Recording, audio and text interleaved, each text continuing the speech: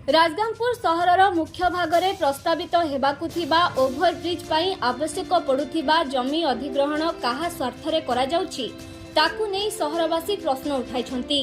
Rail overbridge पई रास्तार मुख्य भागरु 80 foot आवश्यक रहुछि। एही 80 फुट पई पूर्त विभाग सरकारी जमी को अधिग्रहण न करी बेसरकारी जमी उपरे आखि पकाइछन्ति। ओभरब्रिज रो पूर्व भागरे सरकारी जमी उपरे लोकमाने दीर्घ दिनरु जबरदखल करी निजर व्यवसाय करबा सहित भड़ा सूत्र रे दुकान गुड़िक लगाइछन्ति।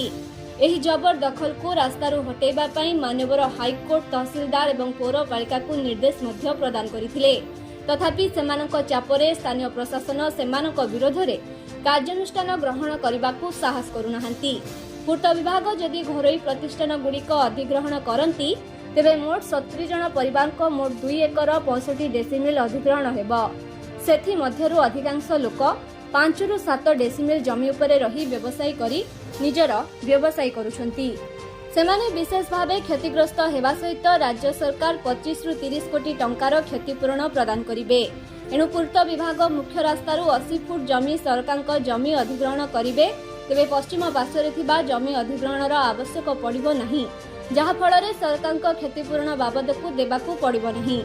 वर्तमान जिला पूर्त विभाग पुणी थरे एही ओभरब्रिजर डिजाइन को परिवर्तन करिवार विभिन्न संगठन पक्षरु दाबी करा जाउछि।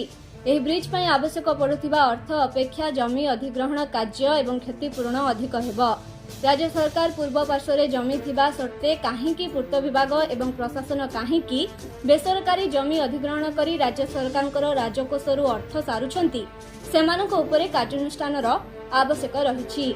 एणु जिला प्रशासन पूर्व दिगरे थिबा सरकारी जमी को निज अधीन को आनिबा सहित सरकारी जमी उपरे रेल ओभरब्रिज निर्माण करिबा पई सहरर बुद्धिजीवी माने दाबी करिसंती।